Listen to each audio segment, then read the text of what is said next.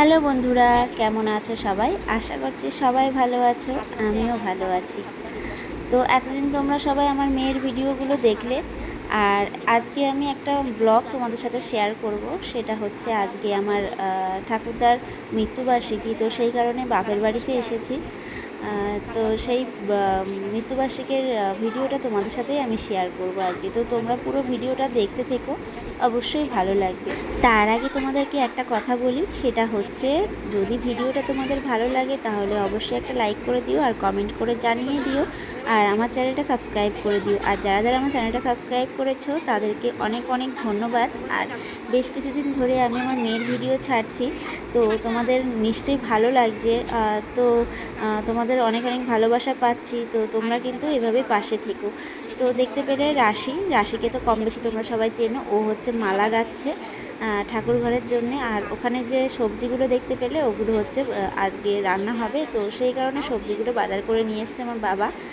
তো তারপরে আমার মেয়ে দেখো রাশি মালা গাচ্ছিল, তো রাশির কাছ থেকে ফুল নেবে বলে ও খুব বায়না করছিল। ফুল নেবে তো ফুল তো নিলেই হয়, কিন্তু ফুল নেবে না, ও হচ্ছে মালা গাঁথবে সুচ সুতো দিয়ে, ও ওরকম মালা গাঁথবে। তো ওর কাছে তো সুচ সুতো দেওয়া যাবে না, তো সেই জন্য দেখো কান্নাকাটি করছে কীভাবে, চোখ দিয়ে জল পড়ছে। তো আমি ওকে বলছিলাম যে মাম্মাম কেঁদো না, তোমার চোখ দিয়ে মুক্তগুলো সব ঝরে পড়ে গেল। আমি আর ওর পাপা দুজনেই ওকে বলি, ও যখনই কাঁদে তখন এই কথাটা বললে ও আর কাঁদে না। তো তারপরে চলে এলাম, এই যে দেখো সবজি কাটা হয়ে গেছে, কাটা হচ্ছে অলরেডি, অনেকগুলো কাটা হয়ে গেছে, আবার কাটছে। এই হচ্ছে আমার ছোটো ঠাকুমা, মানে ওই একটা মাত্র ঠাকুমা বেঁচে আছে, আর সব ঠাকুমাগুলো মারা গেছে। আর আজকে রান্না হচ্ছে আমার বড়দি, মানে আমরা হচ্ছে 3 বোন। যেহেতু আজকে ঠাকুরদার মৃত্যুবার্ষিকী, তো সেই কারণে আমাদের 3 বোনকেই নিমন্ত্রণ করা হয়েছে।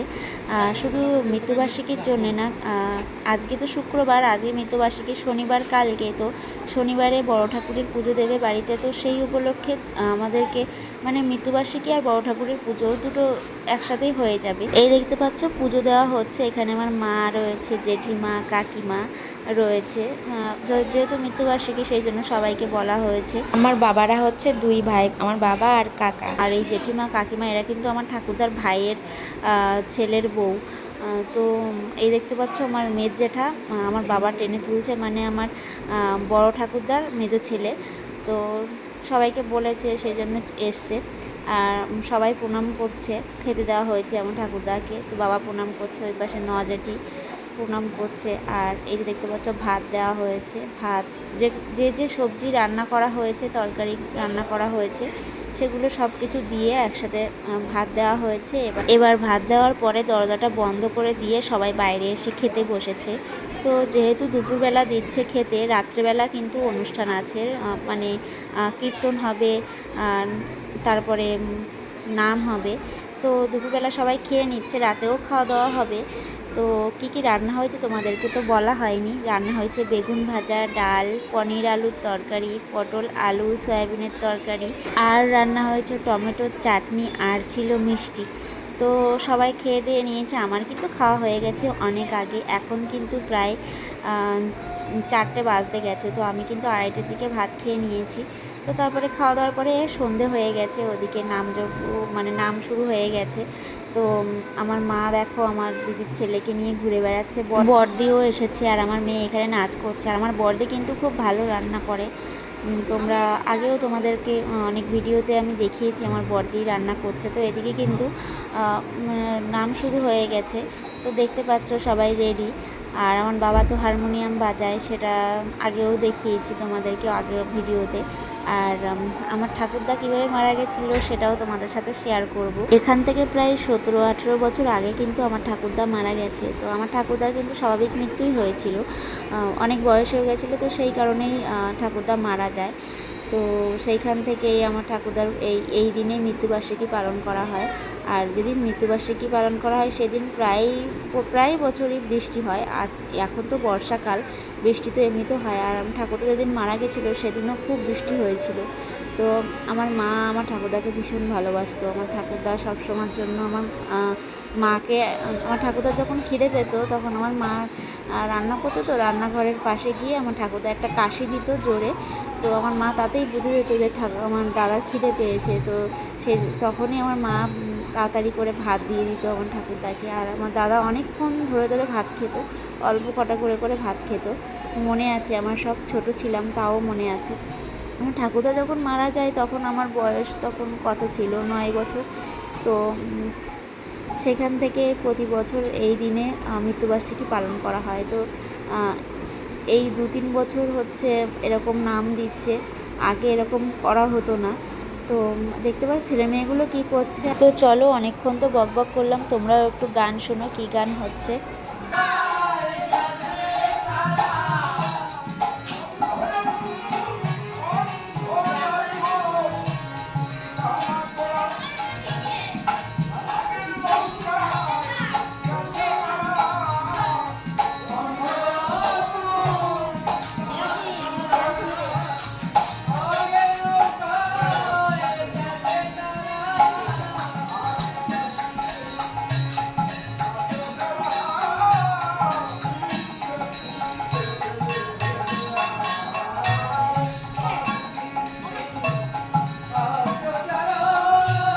তো ভিডিও কেমন লাগলো তোমরা কিন্তু কমেন্ট করে অবশ্যই জানিয়ে দিও।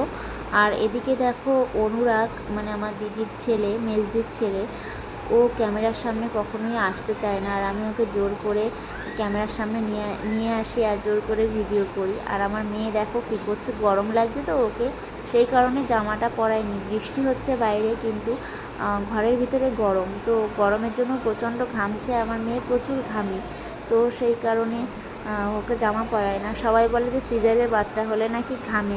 আমি মনে করি সিজারে হোক আর নর্মালে হোক, যার গরম লাগবে সে অবশ্যই ঘামবে।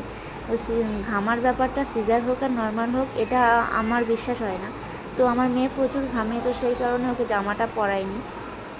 তো ও খুব নাচানাচি করছিল। আর অনুরাগ তো এরকম দুষ্টুমি করছিল, সেই সাথে জিসানও ছিল, ওরা সব দুষ্টুমি করছিল। বাচ্চারা তো দুষ্টুমি করবে না তো কী করবে। তো তারপরে চলে এলাম এই ঘরে, দিদি ওর বাচ্চাটাকে নিয়ে রয়েছে ওখানে। তো এই হচ্ছে আমার দিদির বড় ছেলে, মানে বড়দির বড় ছেলে। ওই যে আমার বড়দি দাঁড়িয়ে আছে, দেখতে পাচ্ছ, সাদা ওড়না পরা, আগেও দেখিয়েছি। আর আমার মেয়ে দেখো সুপারি নিয়ে খেলছে। যেহেতু আজকে অনুষ্ঠান, তো সেই কারণে পান সুপারি দিতে হবে খেতে, খাওয়ার পরে।